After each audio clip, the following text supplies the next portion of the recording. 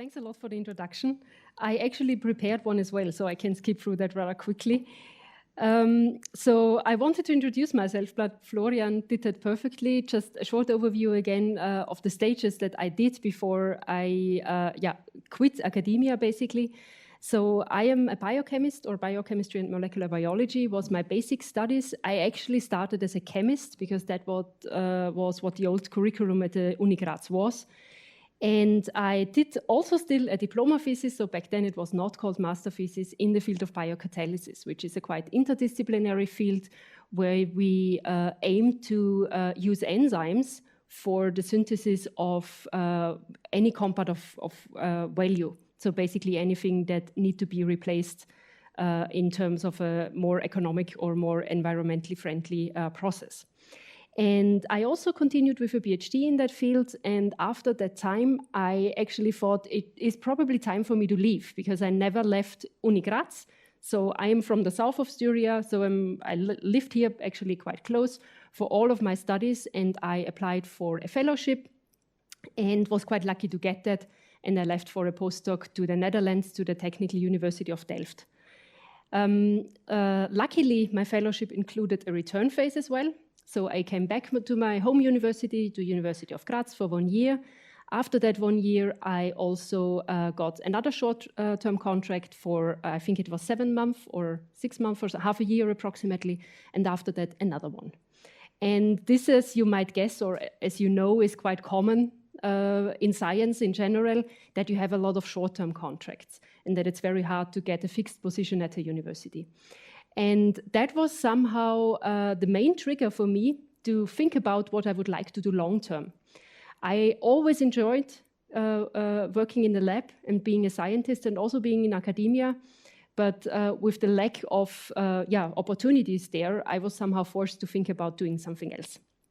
And during my last employment, I decided to get a second education, so an official second education in graphics and media design. And quite conveniently, when my second education ended, also my last contract at the university ended, and I decided to go right into or dive into self-employment and started my own agency, or whatever you would like to call it, which was called, or is still called, Luminous Lab. My customers from the beginning on were my former colleagues, more or less, and from that on, my customer base spread. But they are all scientists in the field of natural science, so anything chemistry, biochemistry, molecular biology, and medicine related. And that helped me a lot because I had very less competition, basically, especially in Austria. Being a scientific doing scientific visualization in Austria is something very uncommon, to be honest. And there is also no official education for that. So I had actually a quite smooth start, the longer I made this, the more I recognized how important my seemingly very scattered CV actually is. So all of those stages were necessary for me in order to give good services to my customers and also to provide that kind of workshops that I did. So I not only provided services to my customers, but I also gave workshops for scientists, how they do presentation design, how they do poster design, for example, or any kind of visualization that you are faced with. From November last year on, I actually fell victim to one of my customers. So Innofor was one of my customers from the first year on. And we did several projects together. And last year, I had a meeting with them because we wanted to start another project, actually. And the project turned into me being hired by them. So they basically bought me out of self-employment, which I'm also not really mad about, to be honest, because now I can do what I actually do all the time in a more fixed and more stable position. So I don't have to do any kind of invoicing on weekends or anything like that. So for me, that was a win-win situation. And I knew them already, and I knew that was a really nice guy, and they do nice science. If you would like to know what I did as a scientific visualization person, or whatever you would like to call it, I did, for example, promotion material for EU projects. That could be poster design, that are websites, for example, leaflets, anything like that. That is a placeholder image that I used to show because very often I am not allowed to show scientific results. That is one of my own posters that I presented as a postdoc from my postdoc phase. I also did, for example, logo design when it comes to project logos or also logos for work groups. So, for example, a flow chemistry group in Graz still has that logo on their door, or the one that you see on the right side is for an EU project, for a larger project. Very often, funding agency already asked for a complete application, including a logo, and this is where I supported my customers. Also, conference logos were also something that I enjoyed doing a lot, and those are also just 2 examples. But what I really liked was, because it involved being, I think, very creative, was doing cover designs for scientific journals. And to do that, I also learned a new skill, which was 3D rendering, so that you can create those kind of semi-realistic images, as you can see on the slide here. I was dealing a lot with biomolecules, something you cannot see. So we need to come up with some sort of visualization and something that looks beautiful in that case, and 3D rendering is perfect for that. I always used a software that is open source because this is something that's very close to my heart, and that is Blender, for example. That's not only a software that you can use for scientific visualization, it's actually designed to be an alternative for software that you commonly use for any kind of 3D rendering. And when I have some free time, that's also something I enjoyed a lot. I did most of the time in collaboration with others. I designed learning games. So this is a card game that was designed for the chemistry students at the University of Graz. Quite conveniently, my partner is teaching that courses, and his students were always complaining that they have to learn a lot of boring values. And then we tried to come up with a solution to that and gave them a card game to make it more enjoyable to learn those kind of values. That was a quite funny process as well. We asked them also to give us feedback how they liked the game and if they can come up with new versions on how to play the game. They were very creative, but several of their new modes on how to play the game involved alcohol. So they turned the card game into a drinking game, which I'm not entirely sure how effective that is for learning, but whatever floats your boat, I guess, in that case. Florian also mentioned how we met, and this is an image that actually illustrates how we met. So I was, my attention was drawn by a note. I think it was actually on Facebook by the university or something, where they were looking for people for tests on how well they smell. And I always had the impression that I smell better than others. And my family and also my partner, they always like, yeah, come on, you can't smell that. And it was really like, I had the feeling I can. And the reason why I registered for that study was actually because I wanted to have a certification that I smell better than others. The 2 results that we found there was that I indeed smelled better than others. So I still remember when I entered the studies where they looked at my brain, Florian was looking at the sheets that I brought and he was saying something like, "Ooh, we have a super smeller here," concerning the numbers that were on those sheets. And the second thing we found out is that I actually have a brain, as you can see here, because I later on also asked if I could have the scans and I turned them into a 3D rendering of my own head. So this is actually my head and my brain there. Good. What I would like to discuss with you in that short session is a couple of things that can be helpful whenever you deal with design. And I would also like to make sure that you know that there is a difference between design and decoration, for example. Design always has a function, decoration is there to be pretty. And whenever you like to communicate your science, something that has a function is very important, of course. Even though my background is probably totally different than yours, the basic concepts of design are applicable for everyone. So they are not depending on your scientific background or are depending on anything. They are somehow global agreements, more or less. A second thing that is important to me is that all the tips that I give you have a reason. So there is nothing that is my personal opinion, but there is something that should enhance design, basically. And the first thing that I would like to start with is just talking about fonts. The reason why I also chose that as a first topic is because I think that fonts and text in general is something that is very often neglected and highly underrated when it comes to design. Something that is quite obvious to us is that we have a couple of font choices that we can, or font libraries that we can choose from, and there are a couple of families of fonts. The two large fonts that you normally deal with are serif fonts and sans serif fonts. The difference here is quite obvious from the image. A serif font has those tiny elongations that you see at the end of the letter parts, basically, and a sans serif font does not have those elongations. And sans serif fonts are normally very geometrically uniform and very simple. That is all nice and well, but the question is really, do you just choose the font to your liking because you like sans serif better than serif, or is there a designated direction that you should go for? And of course there is. So it is the general recommendation is that serif fonts, as you see in the upper line, are normally used whenever you have large amounts of text. That can be a report, that can be a cover letter, that can be a book even, or any kind of text document that you have. The reason why serif fonts are preferred for large amounts of text is that those tiny serifs at the bottom of the letters, they serve as an invisible line, and it helps you to keep the line while reading. Until now, I was searching hard for it, and I never found it, but until now, I don't know of any professionally published book that is not written in a serif font, so a novel, for example. Of course, in the time of self-publishing, you might find books that feature a sans serif font as their main font, but this is not the standard, and this is also not recommended.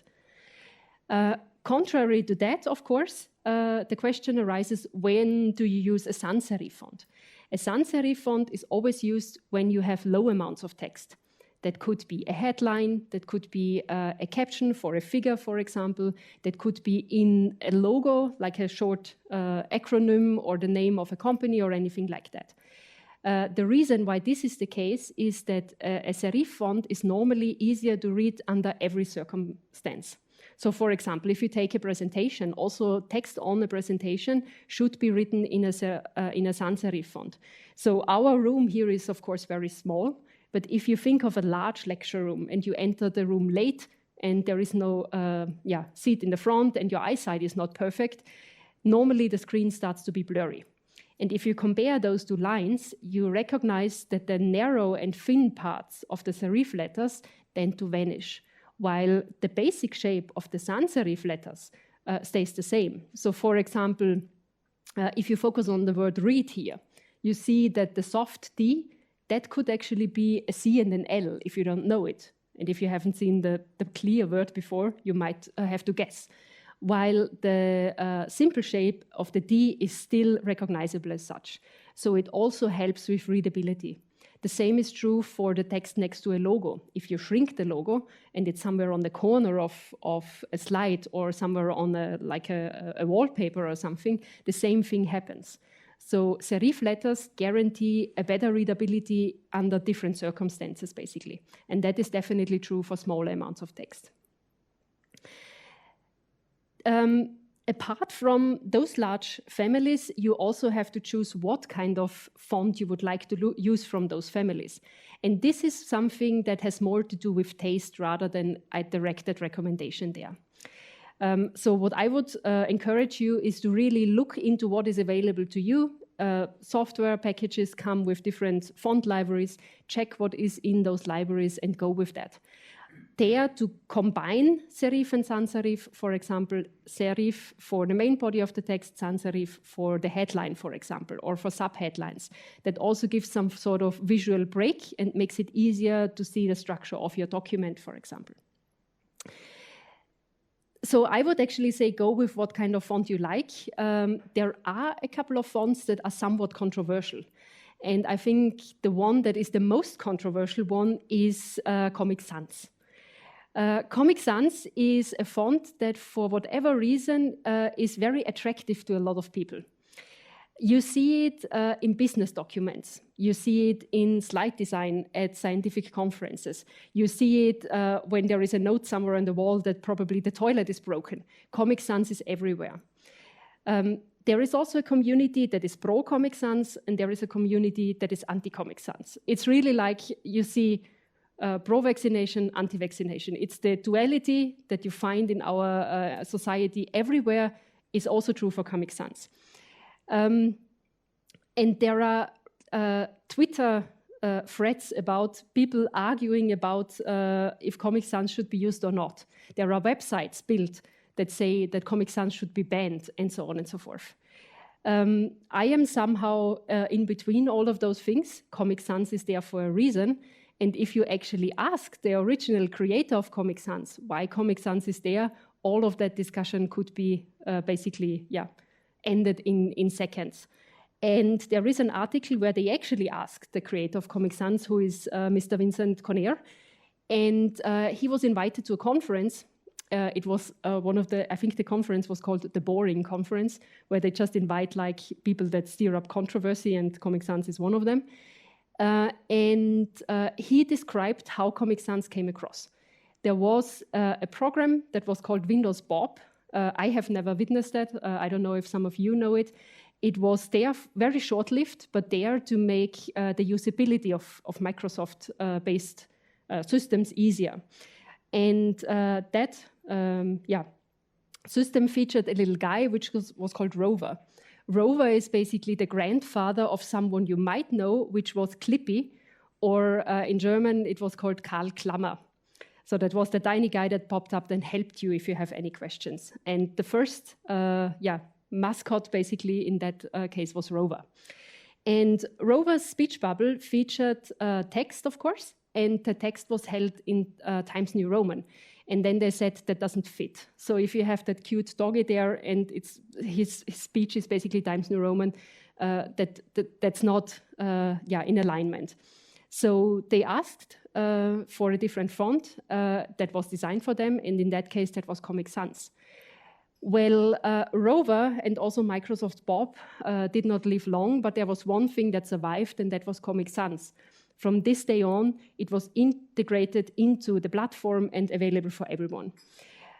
So with that complete story, we can actually conclude that if there is a speech bubble, Comic Sans is valid. If there is no speech bubble, Comic Sans should not be used.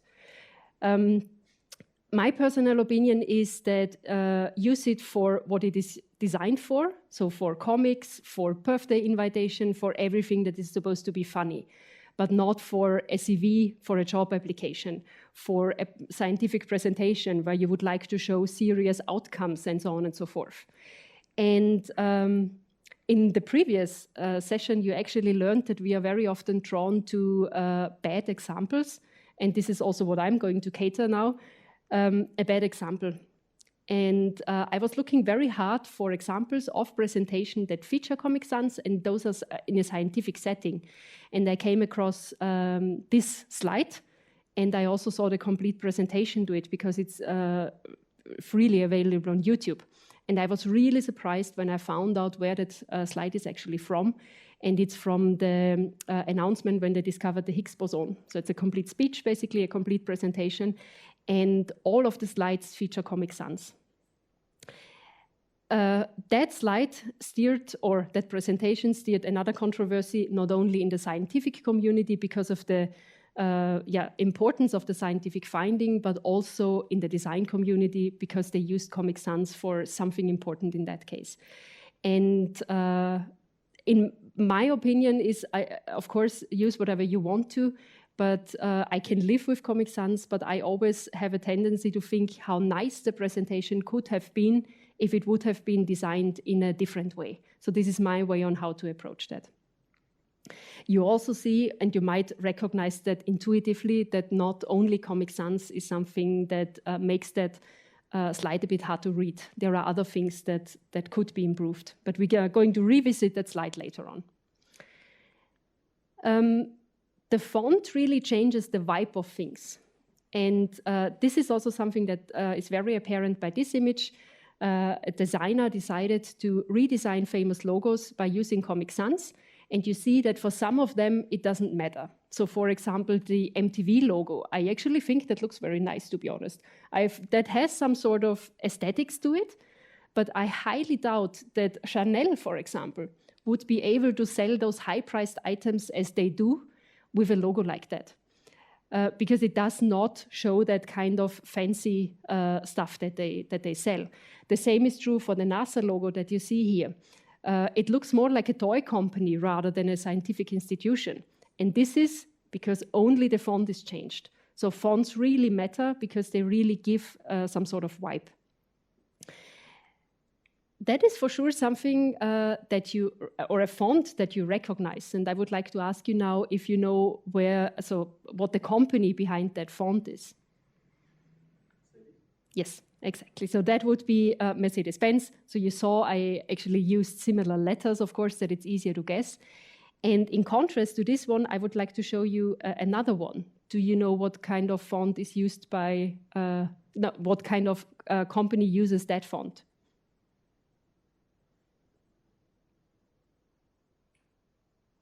I see you. Yeah, so you recognize it, but you cannot pinpoint it, right? Yeah. It's EasyJet. And the reason why you cannot recognize it is because this is a font that is a standard font, or what used to be a standard font, I'm not sure if it's anymore, in the Microsoft package. So their only design process was, we are going to write EasyJet, use that font, make it orange, and that's it, basically. While Mercedes hired a font designer to do that specific font only for them. So they are the only ones that are allowed to use that font.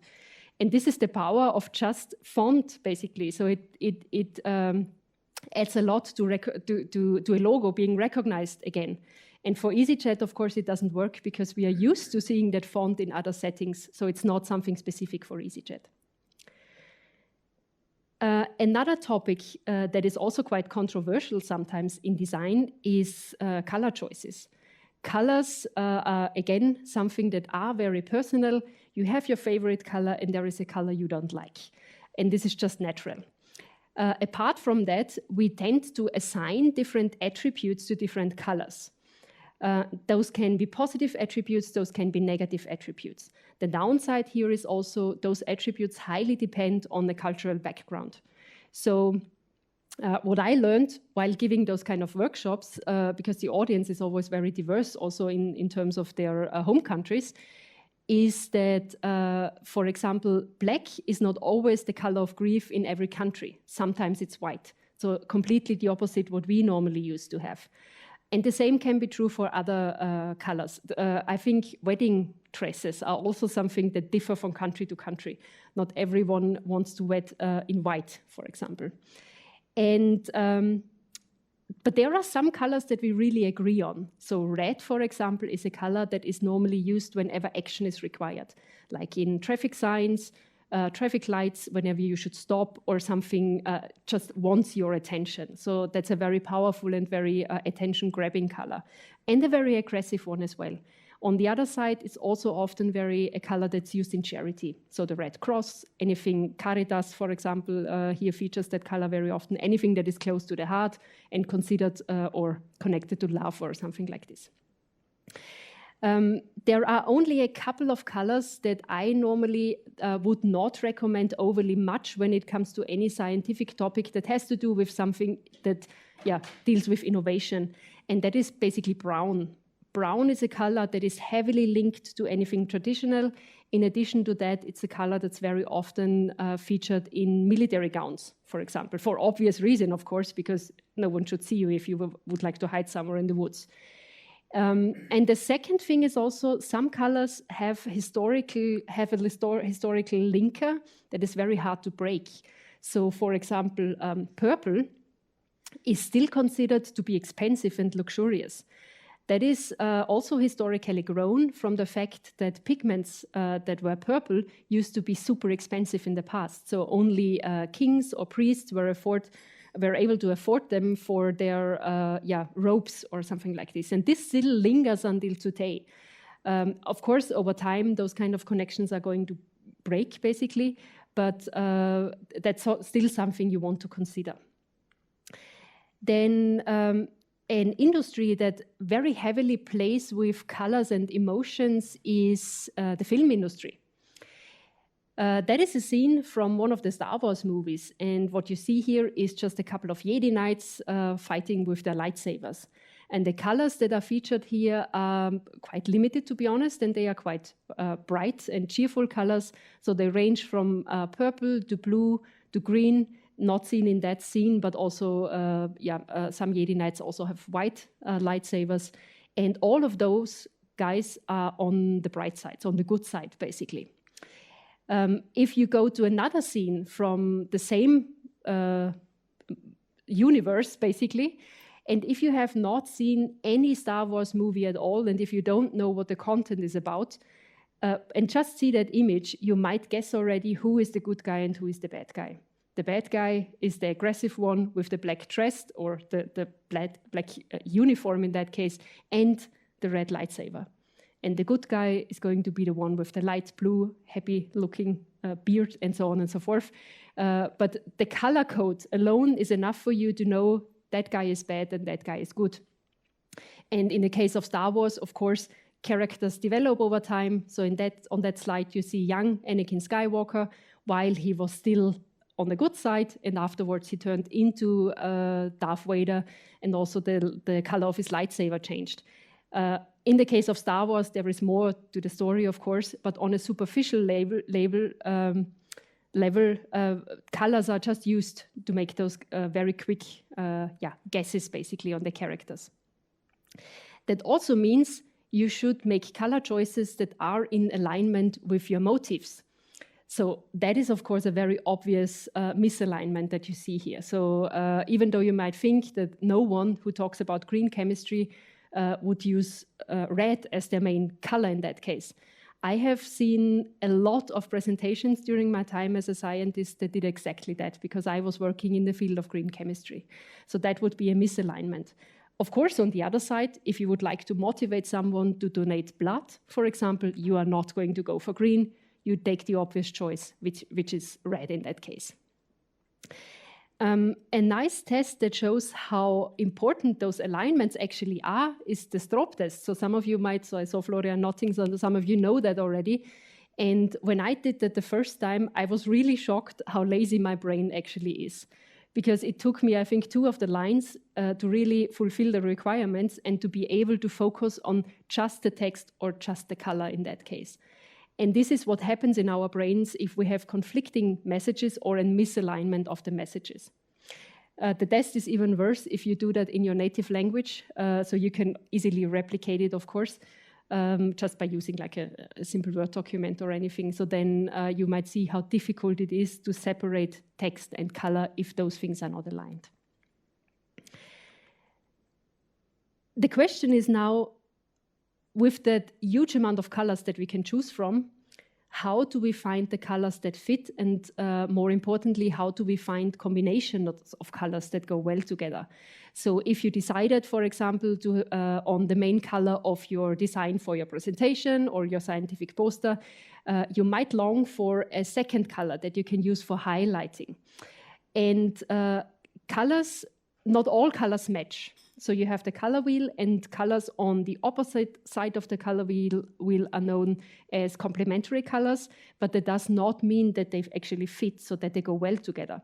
I would say that blue and orange is something that looks quite nice if you combine it. On the other hand, that kind of very bright green, in my opinion, does not go well together with purple, so that would be something that collides.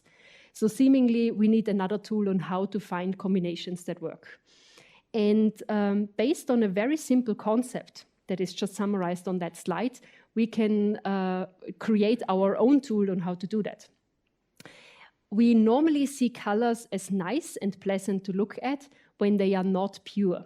So on the very left side, you see a pure red and a pure green, which is indicated by RGB, which stands for red, green, and blue in that case. So the base colors of which are used for every color to mix. And the further you go to the right side, the more of the base colors are going to get mixed in, and the shades start to look more pleasant. And those kind of pure colors are hardly found in nature. For the red, I would say you maybe find any kind of flower that has a very pure red. But the green here, for example, is definitely not something that you find very often. It's even, if I look at that screen over there, it's even worse there. So it looks really toxic and really bright and really unnatural. And this is the key. So we enjoy seeing mixed colors, colors that we see in nature, and not pure colors. And based on that, we can just look for templates, which are, for example, photographs of anything natural. And then we just eliminate the details in that case, and we are left with the base colors that make up that image in that case, and we can select colors, and most of the time, those colors really go well together. First of all, they have a very balanced shade, and the second of all, they match. I tried that concept for a couple of photos. Remember, I said that green and purple is not something that I would combine, but if you do it with the right shades, it actually works quite nice. So that would be an example. So if we do the complete process again, we end up with a couple of shades, lighter and darker one, that actually match, and it's green and purple in that case. That also works for anything really bright, like a parrot over there. We do the same thing again, and we end up with colors that match. You can do the process by hand with a very basic software like PowerPoint, for example, where you have that kind of eyedropper tool or pipette tool, where you can extract colors from images. Or you can also use an online tool for that. So there are online tools. If you look for a color picker or something, there are multiple online tools where you can upload your photo, and the tool gives you the code, the color coding that you can later import into your document of choice or into your software of choice as well. So this is not something that is overly complicated. But using images of only natural things, and this is the only limitation in that case, really helps when it comes to looking for color combinations that go well together.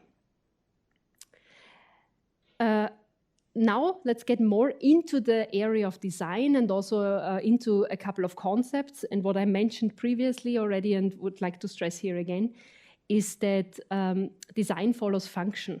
So whenever you design something, it should really have a purpose, and it should not be there for the pure pleasure of you viewing it. And this is also true for any kind of scientific visualization. So we have content in a scientific visualization that is important to the reader and is important to you as well. And an area in science where you really need to take care that everything is functional is actually data visualization. And that is seemingly something very simple, but even in that small field, you can do a lot of, or you can create a lot of visualizations that are not functional. And one of the data visualizations that is known to be notoriously unintuitive are pie charts, but designers love them. So whenever you see statistics in a newspaper, for example, pie charts are featured very, very often. But the truth is that they are super ineffective. And that was also recognized by several, or brought to attention by several designers already. And there was also a complete article in the Business Insider by Walter Hickey, where he postulated that the worst chart in the world is a pie chart. For a very simple reason, because if you have values that are very close to each other, they are not distinguishable anymore. So all of those pie charts look the same to me, to be honest. While if you translate them into a very simple but yet effective bar graph, you really see that the values are different. And this is what separates design from decoration, basically. So even though everything should be nice, of course, and pleasant to view, we still have to consider that it's functional. And this can be done by choosing the right type of data visualization here as well. That can be even, you can go a step further and ruin a pie chart by adding another dimension that you don't need. That was in a brochure, I think, from the Wirtschaftskammer here in Graz, because I was self-employed, so I get a lot of those kind of leaflets. And they decided to make a 3D version of a pie chart, which is practically unreadable, to be honest. That would be better in a table than transformed into a data visualization, to be honest. Design trend-wise, there is also something that we can take into our scientific visualizations, of course. And one of the trends that is really helpful is also reflected in how trends develop over time. So what you see here is a very simple logo evolution of one of the largest logos that we found, or largest companies that we have now, which is Apple in that case. So they started out with an idea on what they would like to show. So it's a bit hard to see because it's quite tiny, but what you see here, the first logo featured Newton sitting underneath the apple tree. And later on, luckily, they very quickly decided to just use the apple as their logo, basically. And what you see during a specific time, and that is, for example, 1998, early 2000s, the design trend was everything glossy, everything 3D, and very shiny and very like you would like to grab it, basically. Later on, there was also a print version, so this is why the black, the 2D apple is also there. But later on, you see that the trend goes more towards something simple. And that trend is not only visible in that kind of logo evolution, it is also visible for other companies. So for example, Pepsi is a company, totally different product, is way older, of course. But if we look at the same areas, so again, 1998 and also early 2000, everything is very 3D-like. So they even added like water droplets to indicate freshness or something to their logo. And the logo that we have now is very flat and very, very simple. Nothing like it was before, basically. The same is also true for Google, but there you can see the different steps of the design trends changing even in more detail. So I also added the pre-launch version because I really like that. It looks like something that you might know. It was called word art, basically. It really looks like created in Microsoft Word. Luckily, they changed it to something different. So in 1998, they only changed the colors, basically. But the letters that you see here, first of all, it's a serif font, as we discussed before. Then there is shading inside of the letters so that they look like that they have a shape. And there is a shadow underneath it. If we go further, then we see, well, they changed the font somehow. Then suddenly they removed the shadow. So it's only the shading inside of the letters. Then at a certain point, they got rid of the shading on the inside, so it's flat. And then they changed the font to something very simple, which is a sans serif font, and everything is flat again. So this goes again into the same trend. I think it's super interesting the change in color in 1998. You see that it's more blue, but do you happen to know if they did this based on some scientific research? It says like blue is more easy. Might be. I have no idea, but I definitely think that there is something behind that. Sadly, and that would be super interesting to know, to be honest, but sadly there are never official statements when a logo is changed. The same was also true because this change was a quite radical one, actually, and it affected a lot of their visuals. And there was no official explanation for that. There are theories, and one of them is actually that since our devices that we use, like mobile phones and so on and so forth, they get smaller and smaller, or tablets, also the logo shrinks. And the same thing happens, as I told you before, when we were talking about the difference between serif and sans serif. So the smaller something is, the more those kind of fragile and thin areas tend to vanish. And this doesn't happen with a bold and uniform logo like this, or even like the smaller version that they have that they use for applications and on and so forth. So there is, of course, also a practical reason for that, or supposed to be one. So this is just theories, of course, but they make sense. They make totally sense. But it would be super interesting to know. I guess that they probably made a survey or something and asked which logo looks more trustworthy or anything like that. And then they changed the coloring. But all of this, so all of those logo evolutions that you've seen, they lead to one trend that is currently ongoing, and that is minimalism. And this is very often not only something that you find in design, but also in our everyday life.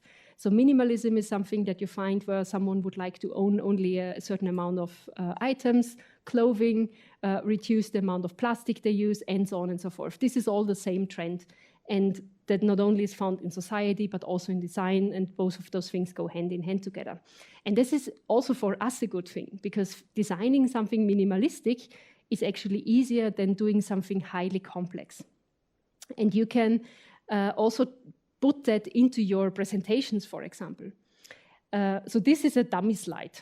So there is just a slide with a bit of information, with a gemstone, the turquoise, and there is a bit of text on that slide that gives you the information where the color of the gemstone comes from. Even though not a lot of information is on that slide, you can make it even more minimalistic by just reducing the amount of text and having a very simplistic visualization of the gemstone. But there is one limit to minimalism, and that is a very important limit. If my audience doesn't know what the gemstone looks like, the minimalistic version doesn't mean anything to them. So you really need to make sure that you keep anything as minimalistic as needed, but don't go beyond it, that you don't destroy like the message, or that understanding is not very easy. A campaign that actually illustrated that very, very nicely was done by Lego a couple of years ago already. So what they did was they just used their bricks to depict famous TV characters. So the only information that you get here is the color and height or size in general. And I'm going to show you a couple of other examples from that same sujet. And I would like to ask you to pay attention how quick you recognize those characters. If you don't know those characters, those bricks mean nothing to you. And this is the limit of minimalism. If probably you know all of them, probably there are some that you don't know. So really pay attention if you recognize them easily. So those are, of course, the Simpsons in that case. That would be the second sujet here. So I'm also going to give you a couple of seconds, and then I'm going to let you know that this is Asterix and Obelix, and the tiny white brick in the middle is Idefix, actually. Yeah, so that's the dog. But the funny thing here is also that you wouldn't recognize him without Asterix and Obelix. So context also matters, of course. Another example would be this one. So that would be Lucky Luke and the Daltons. Here it's quite funny to see that for the Daltons, because they all have the same dress, basically, the height is important. So that would be the second degree of information that you get. That would be Donald Duck and the Ducklings. So, well, in German they are called Tick, Trick and Track, but I think they are called something like Dewey, Louie, and I forgot the third one. I don't know, English, Italian, or something. So they are, but Donald Duck is at least called the same everywhere. So those are those guys. Those are the Smurfs, and also here you can see that the standard Smurfs look all the same. But then you have the special characters like, well, in German we call him Papa Schlumpf. So the leader, the Smurf leader, or the oldest basically, with the red hat, and the female Smurf wears a bikini. So that's also visible, of course, because there is a different dress code in that case. Sorry, say again? They're all like straight. Yeah, and she's a bit tilted. Yeah. Maybe that is also like a sexy pose or something like that. Yeah, might be true as well. Yeah. And that would be the second last example. So those are the characters of South Park. Here again, the colors matter a lot. So you see that Kenny, who is always wearing a hoodie and you only see his eyes, that would be this guy over here. So you immediately recognize then, and that would be Cartman, which is he's heavier in size. So of course, you need more bricks to depict him. And the last and probably most minimalistic example is this one. That would be the Teenage Mutant Ninja Turtles, where you only have the color of their mask to distinguish the single characters. And of course, translating a scientific visualization into something minimalistic like this is very difficult to do, because it requires a lot of pre-knowledge from your audience, but you should take that as some sort of inspiration, of course. And this is also what I did, for example, during my time when I was actively doing science and also actively giving presentations. So what I would like to motivate you to do is to take the word of Marie Kondo. So some of you might know her. She's famous for that kind of decluttering tutorials for your home. So she's giving you techniques on how to get rid of clothing that you have not worn for a year or something like this anymore. So you could do the same thing to any kind of visualization that you look at. And as an example, I decided to use a data visualization because that is seemingly very simple already, but there are a lot of elements that you can get rid of. So you always need to make sure that is everything that I need there, or is there more that I don't need that I can probably delete in that case? Here you could say, well, I don't need digits behind 0, so I could probably go rid of that. Then also the alignment of the text. We are very used to reading everything in a horizontal way, so I could optimize that as well. So let's change that. If there is not enough space, a tilted version helps already, but if you have the possibility, probably with abbreviations in that case, that is easier to read. Then the next thing that I normally remove, if not required, are those kind of helping lines that you have in the background. If your visualization is just about showing a trend, no one needs those kind of helping lines because it just shows if it goes up and down. If you would like to read exact numbers, then of course a very fine grid would be required, and then you would keep that kind of grid. The next thing is that two things happened here. First, the gray background is gone because that really doesn't have a function. You don't need that. That doesn't need to be there. And the second thing that I changed is the thickness of the font and also the lines from the axis. So if I go back again, you see that they are more dominant in that image. And by making them thinner, you shift the focus to the data in the center, actually. Then, of course, you can decide to incorporate colors, something that is very helpful when it comes to presentations, especially. When it comes to publishing something, black and white should be the standard because it needs to work when printed. Then you could set a focus on the markers that you have in your data set in that case by making them white on the inside with an outline. So that really highlights the different points, your measurement points in that case. And you also saw that the axis over there, so the description, the legend, went from being underneath the visualization to where it actually belongs. So if you have the chance to do that, that is also very helpful for the audience because then they don't have to travel between legend and visualization back and forth to assign the data sets with your description in that case. Sometimes, of course, that doesn't work. Then it might be that you have to resort to a simple legend like you saw it before. So this would be, you could actually also remove, if you want to, you could remove the markers as well. But this would be like a stepwise decluttering process of a scientific visualization, in that case, a data visualization. And you should always ask yourself, is everything that I need here necessary for the audience to understand what I'm talking about? And if you say no, then you can easily delete it. Another example that I would like to show you, which are from scientific presentations from my field, is, for example, this. So you don't need to worry about the content overly much. But what you see featured on that slide is a couple of things. So there is a reaction scheme, of course, and there are bullet points on top of them. Bullet points are also known to be notoriously boring because they tend to appear in a row and it's just very repetitive. And to avoid bullet points, you, for example, could use labels instead. That also leads to something that does not allow confusion because now everything is precisely labeled, so there is no room for confusion. So, for example, if I go back again, if you're not familiar with what cyclohexanone is, you have a 50-50 chance to pick the right one in that case. But if I label those things, either with, in that case, it's labeled with the function of the molecule or with the name, then there is no room for confusion anymore. And you help your audience to understand what is on your slide or in your visualization. Another real-life example from a presentation that I gave is this one. What I wanted to make clear in that slide was that you have, in that case, I was working on tunnels or channels, tunnels actually, in proteins. And in my introduction, I just wanted the audience to know what the difference is between a channel and a tunnel. And without me even explaining anything, you see the difference already. In a channel, the channel starts on the surface, ends on the surface. The tunnel starts on the surface, ends somewhere in the middle. And with that, I can explain the concepts within seconds.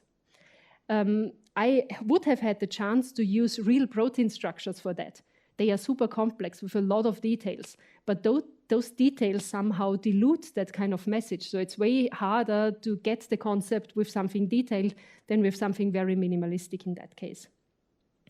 Later on, of course, I also showed details, so that would be then the real image of one of the protein tunnels that I was working on. And what I did was I started out simple and then I built up complexity. So that was the slide where we talked about the architecture of the tunnel, and later on I also added another layer of information, which is just the data, the outcome basically in that case. So that would be the bar graph that you see here. What is also essential in a design like that is that you keep the color choices consistent, so that you make sure that everything that corresponds to the yellow tunnel here is also held in yellow, everything that corresponds to the green one here is held in green, and that one was like a mixture of both, so I had to assign a different color, which I needed to explain. But everything else is intuitive to read and consistent with the complete design in that case.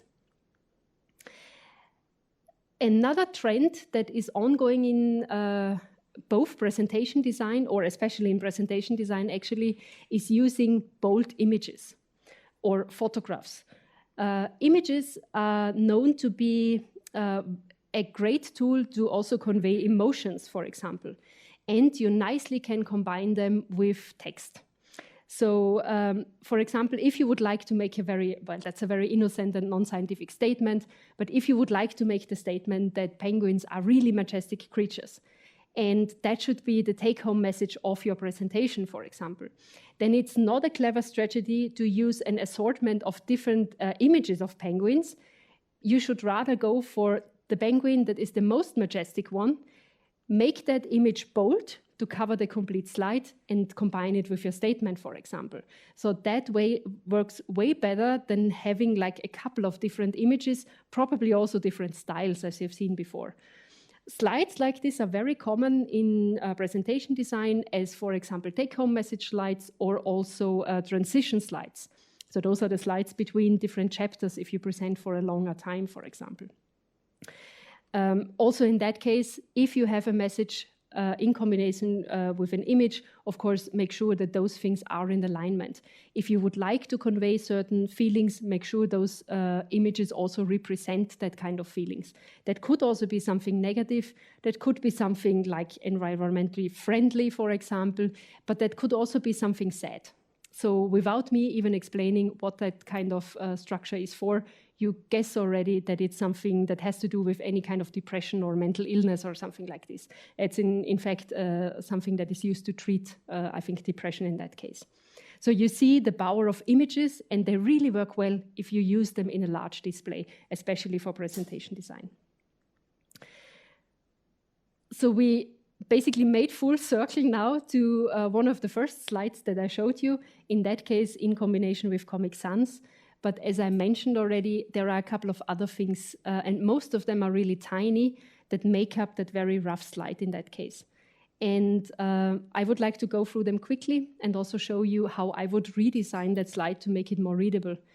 I think we can all agree that the color choices here are not very directed. So it's a good idea to have colors for highlighting and non-colors, or don't use colors if they are not necessary. The only color that is really important here is red in that case. So that would be the one that is used for highlighting. Then we could also ask ourselves what to do with all of those boxes. Do they really have a function there? Do they need to be there? And I would actually say you have to remove them because they separate things that belong together. And this is not what boxes should be used for. Boxes are great if you would like to separate things, but if you have a description and a value that belongs together, they don't work anymore. And then you also have the tiny things, and those are very important to take care of, and that is alignment. So for example, if you paid attention to the title, it's not centered. Then those boxes over there, so the blue one, there is a different gap between all of those boxes. Then also those boxes here are not aligned with each other. That box doesn't start where the yellow one starts. And that is really like nitty-gritty details. And I'm really picky here, but the sum of all of those details make that slide so hard to look at.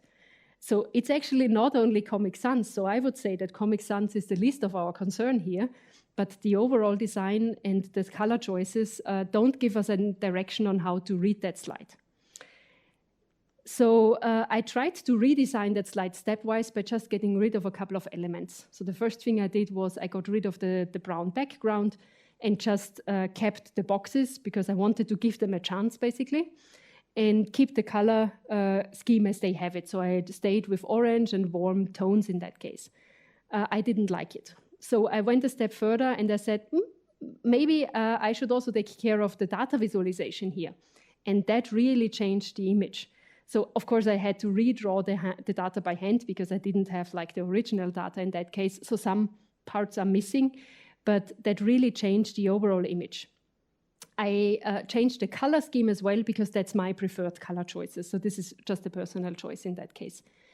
I was still not happy with the boxes there. So the last change that I made was getting rid of the boxes. And then I suddenly recognized it still doesn't work. So there is no structure to that specific part of the slide. So I substituted it with a very simple table. And that was for me then the solution, that you really have a table that structures the numbers and the description that belongs to the numbers and a nice data visualization in that case. So that would be something that I would use as a very simple and also easy to make slide in that case. Doing a slide like this takes less time than doing one with a lot of boxes, for example, because in that case, you don't have to take care about the alignments. You just make sure that the title is in the middle and that this is somehow in the middle of the slide, and that's basically it. And also like the color the data visualization is distributed, but nothing more. And I think this is also key. So the simpler you keep your design, the easier it is to handle in that case. And coming back to Marie Kondo, one famous saying that she always uses is, if something sparks joy, you should keep it. If it doesn't spark joy, you give it away. And in our case, we don't ask ourselves if it sparks joy, but we ask ourselves, is it functional? And if we answer, oops, there is a slide missing, I'm sorry. If we answer that with yes, then we keep it. If we answer it with no, then we remove it. And this is how I would motivate you to look at your old, for example, presentations or posters or anything, and always ask yourself, does everything that I put there really benefit to getting my message across, and do I really need it? And if not, then it's safe to remove it and move towards a more minimalistic and easier to read design in that case. With that, I actually never checked the time, and I took 4 minutes too long. With that, I would like to end quickly. And I'm not sure if we have time for questions, so I'm going to leave it up to you. So we had some in between already.